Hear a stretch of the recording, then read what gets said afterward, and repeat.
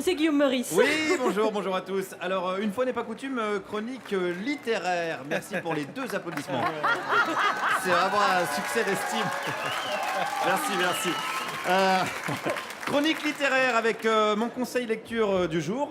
Coup de pouce à un jeune auteur qui a pour muse une certaine Bribri. Il s'appelle Emmanuel Macron et son livre s'appelle Révolution. Sorti le 24 novembre dernier, le lendemain mourait Fidel Castro. Coïncidence? Je ne sais pas. En tout cas, un livre fort, un livre sans concession. Le parcours et les ambitions d'un enfant terrible, un mec à qui la vie n'a pas fait de cadeau, hein, clairement, enfin, sauf une cuillère en argent dans la bouche à la naissance, mais à part ça, vraiment aucun cadeau. Le style est très novateur, je dirais à mi-chemin entre Oui, oui, fait de la politique et le catalogue du chasseur français, rubrique Comment attirer des pigeons. J'ai voulu savoir ce qu'en pensaient les professionnels du livre. Je me suis rendu directement ce matin au stand Rebelle Édition, qui existe vraiment, hein, là vraiment on est dans le thème. Qu'est-ce qu'on y pense d'Emmanuel Macron? Je ne savais même pas qu'il avait écrit. En fait, je suis un petit peu en marge de la France en ce moment. En marche? En marge. Ah, en marche. En marche. Ah oui, parce qu'Emmanuel Macron, il est en marche. Elle marche à côté Oui, de oui, il a de la chance. Ah, il a de la chance, et nous avec de pouvoir compter sur un vrai libérateur du peuple. En marche, voilà, avec Jean-Yves Le Drian, Pierre Berger, Alain Minc. Donc en marche Pierre avec Berger un déambulateur dans une quand petite même. Oui, Pierre Berger est dans une petite voiture. dans une petite voiture, si vous voulez. Parce qu'il est- J'avais déambulateur comme van, mais Pourquoi? peut-être la vôtre est il est mieux. malade. Pourquoi en petite voiture? Parce qu'il peut plus marcher. Vous Donc, toucherez les droits d'auteur. Vous balancez Star Benjelloun. Mais non, mais on l'a vu dans l'émission C'est vrai. Stupéfiant là. Il était... Ah oui, c'est vrai. Oui, c'est vrai qu'il n'y a que des forces vives chez Macron. Ben, on le salue en tout cas, hein, si, voilà, s'il nous Non, mais entend avec son c'est un type sonotone. très généreux Bonjour. et formidable. Bah oui, Oui, on le salue, on certainement, l'embrasse. Certainement. On l'embrasse, faut parler fort parce qu'il n'entend plus très bien. Alors, chez Rebelle Édition d'ailleurs, on a une dernière nouveauté littéraire, une histoire qui concerne quoi?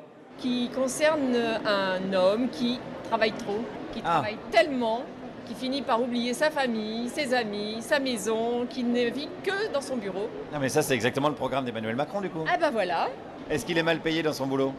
Disons qu'on a soit une vie de famille, soit une vie professionnelle. On ne peut pas avoir les deux. C'est exactement le programme de Manu, hein, puisqu'on le sait, pour Manu, bosser jusqu'à 23h30 au McDo pour payer ses études, c'est ce qu'il appelle le grand soir, voire le très très grand soir. Alors là, on était vraiment dans le cadre voilà, de la révolution, de la rébellion. D'ailleurs, pourquoi la maison d'édition s'appelle Rebelle? Il doit certainement y avoir une idée forte d'émancipation et de résistance. Alors, Rebelle, ça vient du chien de l'éditrice qui a perdu son chien et qui a mis le nom de sa maison d'édition en souvenir. Bon, ouais, là on est plus proche de Rintintin que de Louise Michel quand même. Mais bon, on peut pas taper juste à tous les coups. Alors, pour rentrer vraiment, je dirais, dans l'objet littéraire, je vais vous lire un petit extrait. Alors, Emmanuel Macron dit « Entrer dans ce nouveau siècle exige de savoir réconcilier ce que nous sommes profondément et ce que nous devons devenir. » Là, ils prennent une grosse claque dans la gueule, hein, le public du Salon du Livre. C'est d'une beauté, mais alors, est-ce que ça veut dire quelque chose? C'est la question vraiment qui se pose. Alors, je suis allé demander à la maison d'édition Le Temps des Cerises. Eux, ils s'y connaissent en lutte révolutionnaire. Qu'est-ce que ça veut dire? Ouais, c'est un peu bizarre comme phrase. Ça veut rien dire, c'est de la poésie, peut-être. Ah, peut-être, Oh. oui, s'il fait de la poésie, là, on change de registre. Ah, ouais, voilà. Voilà. C'est un poète. Ah, c'est un poète? Mais les révolutionnaires sont des poètes. Oui, mais lui, il n'est pas révolutionnaire, donc il n'est pas poète. Si, regardez le nom de son bouquin. Ah ouais. Ah bah oui, quand même. Il en reste sans voix. Et en plus, j'invente rien. Page 13, il cite qui, Emmanuel Macron? Il cite Léo Ferré, figurez-vous. Il cite pas Hervé Villard, hein, je suis désolé Alex. Il cite pas Jack Daniels, hein, je suis désolé Juliette. Il cite Léo Ferré, si ça c'est pas un acte d'insoumission. Alors, mais j'ai d'autres arguments évidemment hein, pour vous convaincre que ce livre est absolument formidable. C'est la 4e de couverture notamment, là où on place de quoi appâter le lecteur. Et regardez ce qu'on y trouve. Et voilà, c'est la photo de Manu. Voilà, je vois Oh, le beau gosse. je vois les cougars qui sont comme des dingues au premier rang. Alors, j'ai parlé de cette photo avec une prof de français. Ben, en fait, il m'inspire un peu le premier de la classe hein, qui dit j'ai eu 15 et toi? Avec un air un peu sournois. La mauvaise foi! La mauvaise foi des profs de français. Non, regardez, il est beau, regardez comme il est beau. Il est beau comme un plan social. Il est beau comme une délocalisation, Manu. Délocalisation, d'ailleurs, on devrait dire, hein, parce qu'il est entouré de toute une armée de guerrilleros, comme on dit en espagnol, bien sûr. J'ai rencontré, d'ailleurs, une des membres de l'armée secrète.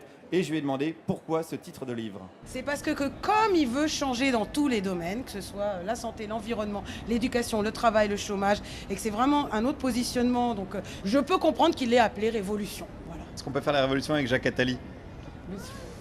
Jacques Attali, il a été dans la commission Attali au début, là maintenant il s'est émancipé de Jacques Attali. Mais c'est pas une marionnette téléguidée, c'est Emmanuel Macron. Emmanuel Macron, comme il convient de l'appeler désormais, Manu l'insoumis, Manu l'humaniste.